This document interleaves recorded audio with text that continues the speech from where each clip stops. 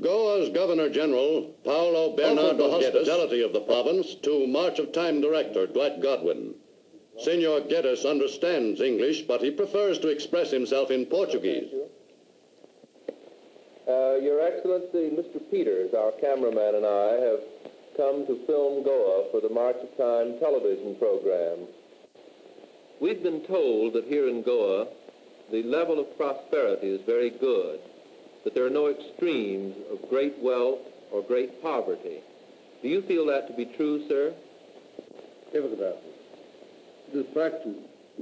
Governor-General Geddes says the standard of living of the people of Goa is very satisfactory, especially when compared with the standard of other peoples of Asia.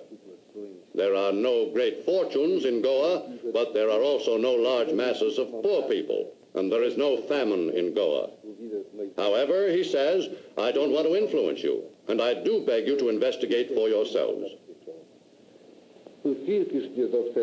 Chief mainstay of the Goan economy is the port of Mormugao, one of the best natural harbors in all Asia.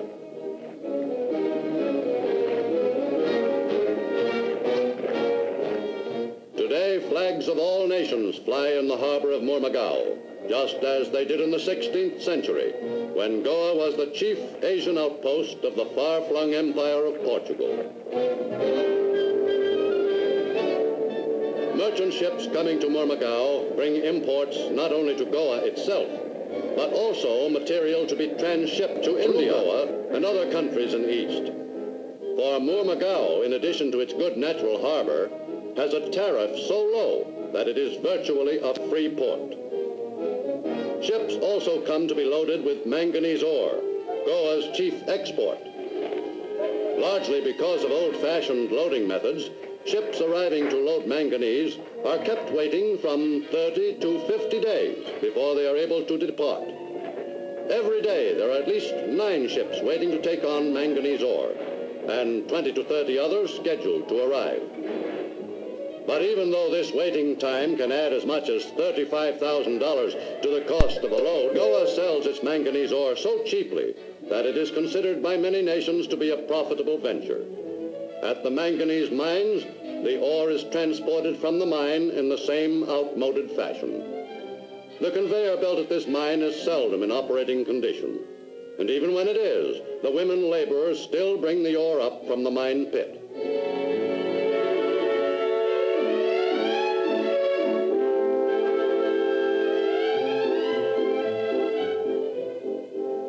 Manganese mining is not a new industry in Goa, but it is only since the war that the market has been of substantial size. Chief customers for the ore today are the United States and Japan.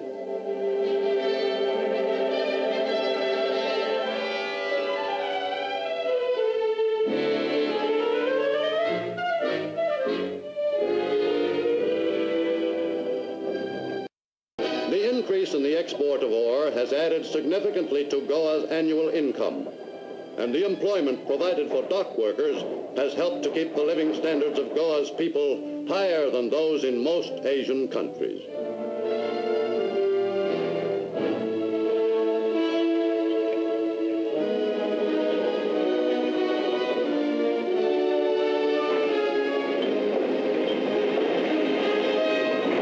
But it is Goa's imports that provide most of the wealth brought by the port. Customs duty on imports is generally very low. This results in a heavy volume of business, which furnishes Goa with a comfortable revenue.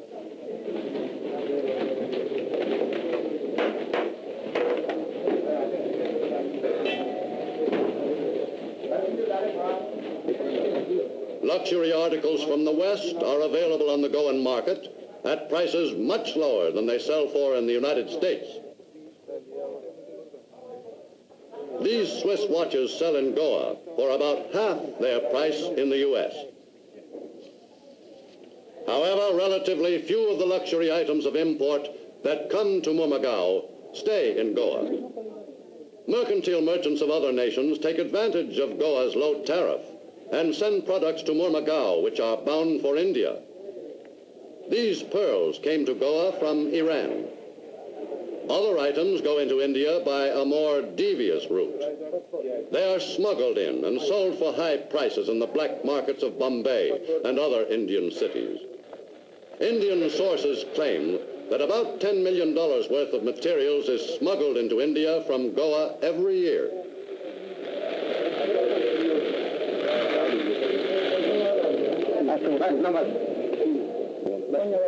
Farming is the industry in which the majority of Goan people are engaged, and farming in Goa is a family enterprise. Each morning, Farmer Caetano's whole family leave the house and go out to the fields.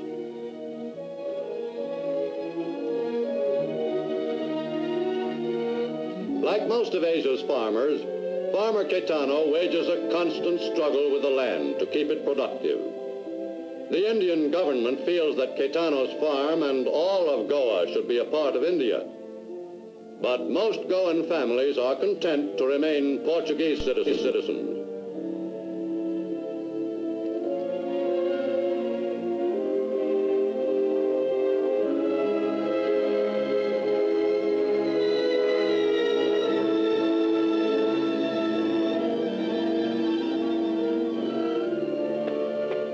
By Western standards, their life may not be luxurious, but they feel that they're better off than many Indians, and they do not want to trade what they have for a share of India's poverty.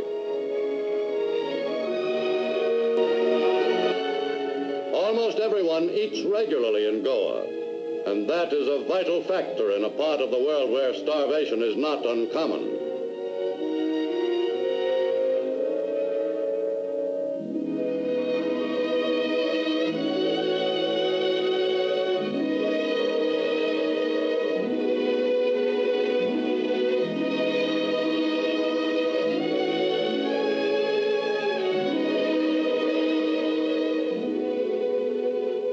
The Caetano's dinner is a rice and coconut curry.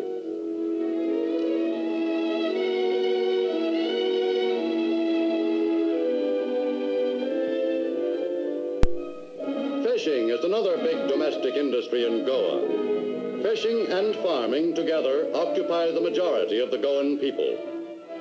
Fishing is more than a family affair. Whole communities participate and help pull in the nets. After the catch has been brought in, the villagers and children move in to get the fish out of the net.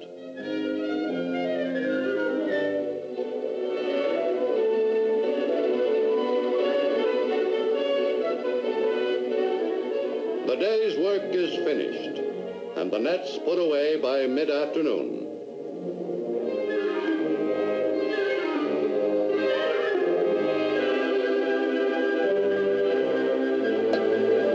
Recreation in the villages that lie on the edge of the Goan jungle follows a simple pattern established through the centuries. A favorite show is supplied by Hindu entertainers who take a performing cow around the countryside.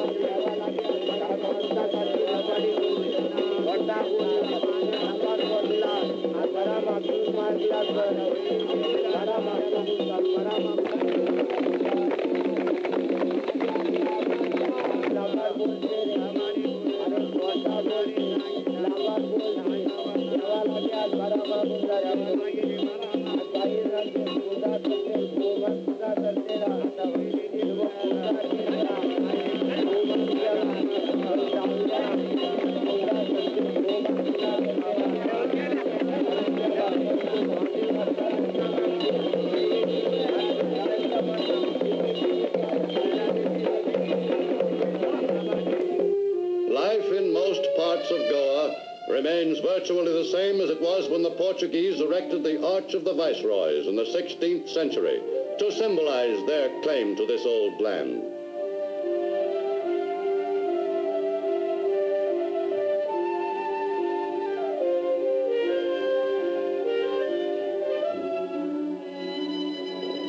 But a change, building slowly, is coming to Goa through its younger generation.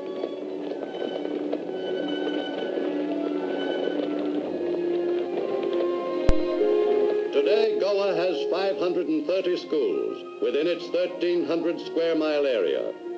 Many of these like the École de Santo Tommaso, are operated by the Catholic Church. Here, students are taught to speak both Portuguese and English. Coast. The ship enters the harbor at Panjim, capital city of the green paradise of Goa, a land rich with evidences of early Portuguese expeditions. This bridge was built, according to legend, by Portuguese monks in one night. But the 20th century has made its mark on Panjim. It is the streets of Goa's cities and towns which reflect the life that has existed in Goa for centuries. The lively business conducted at the market reflects also the economic well-being of the Goan people, compared with other groups in Asia. Friday is marketing day at Mapusa.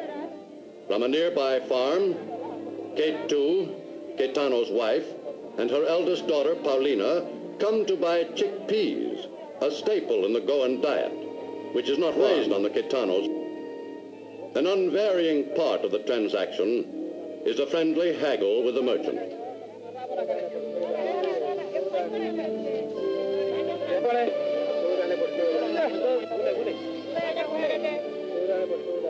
But his price remains the same, the equivalent of 15 cents a pound.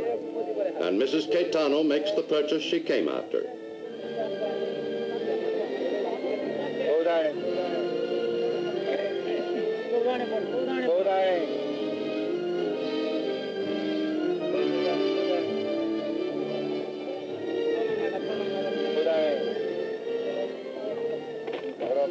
Most of Goa's 550,000 people are of Indian stock and speak a Hindu dialect. Thus, India contends that Goa should belong to India. But Goa has strong religious ties with Portugal. Roman Catholicism came to Goa with the Portuguese explorers in the earliest 16th century. And today, half the Goan people still profess that faith.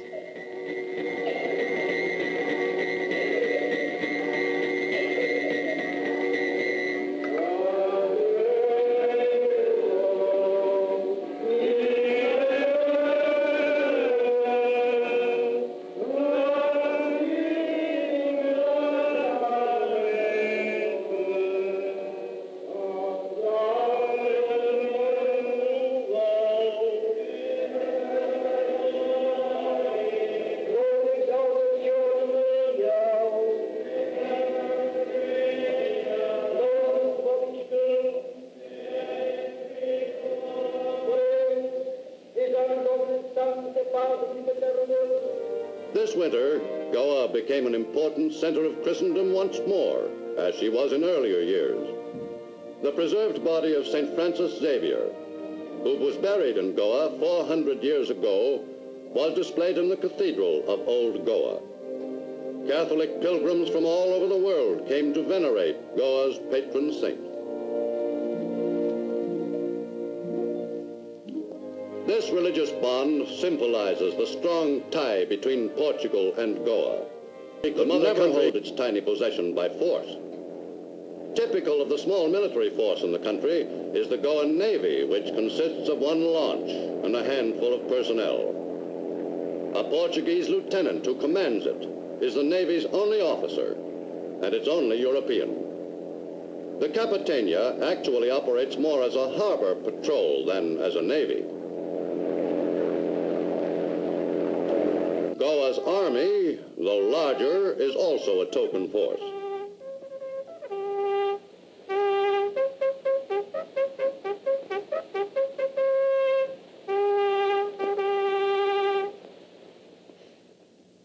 The army troop at Panjim is composed not only of native Goans, but also of soldiers from Portuguese colonies in Africa and from Portugal itself.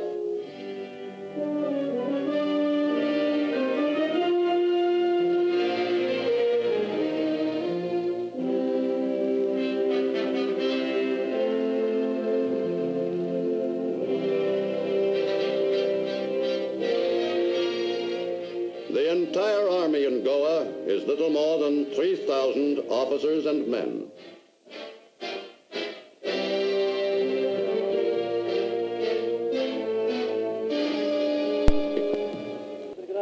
The elite corps of the Goan army is the contingent of troops from Mozambique, a Portuguese colony in Africa, 3,000 miles from Goa.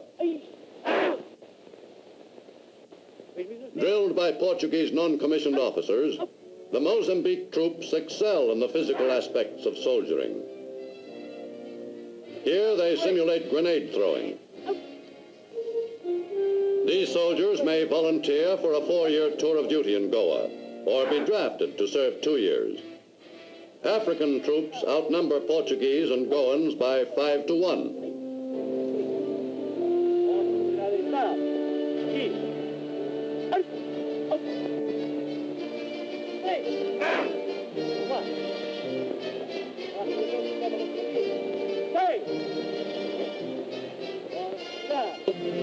Homesickness brings them together often to sing the songs of their people.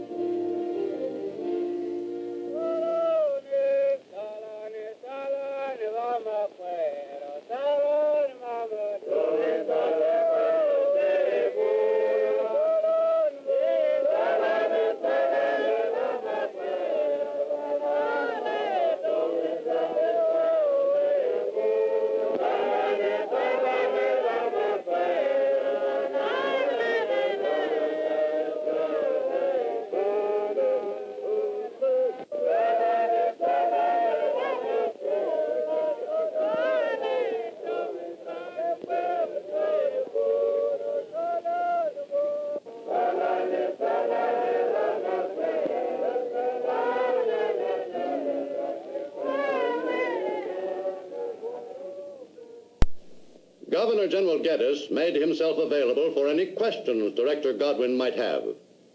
Morning, Your Excellency. Our film is almost complete now on Goa, and one of the things I've noticed while we've been here is that there doesn't seem to be any feeling of colonialism amongst the Goan people. Colonialism has been responsible for so much trouble in this part of the world. I wonder how you account for this lack of colonial feeling. Goa não é uma colónia de Portugal, mas sim uma província. The Governor General points out that Goa is not a Portuguese colony, but a province, like any province in Portugal proper. Every citizen of Goa is a full-fledged citizen of Portugal. Goans occupy important government positions. The presiding judge of the Court of Appeals is a Goan, as is the Postmaster General. Most of the magistrates and teachers are natives of Goa. Deve mesmo ter observado que em Goa, neste momento, o presidente do Tribunal da Relação e grande parte dos magistrados judiciais e do Ministério Público são goeses, assim como os chefes de serviços dos Correios, etc. Goa's ties with Portugal are as old as the ruins studding the landscape of the ancient city of Velha Goa, the crumbled relics of a civilization built by a great nation in the proud days of her empire. Today, many of the great cathedrals and monasteries erected during the 16th and 17th centuries are in crumbling decay, and the little province of Goa lives in their shadows.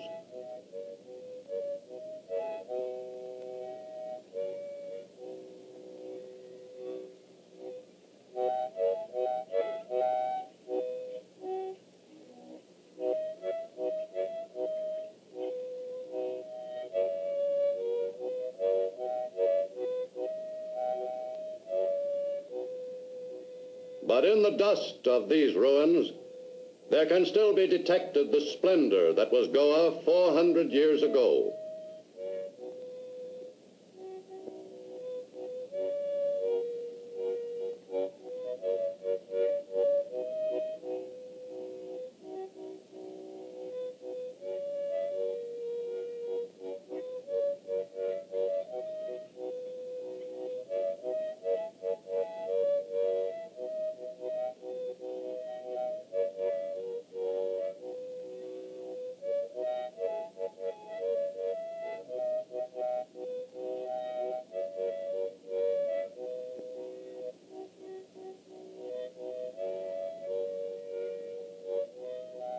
Today, the world of the 20th century seems about to overtake Portuguese Goa. But the past has left its distinctive mark.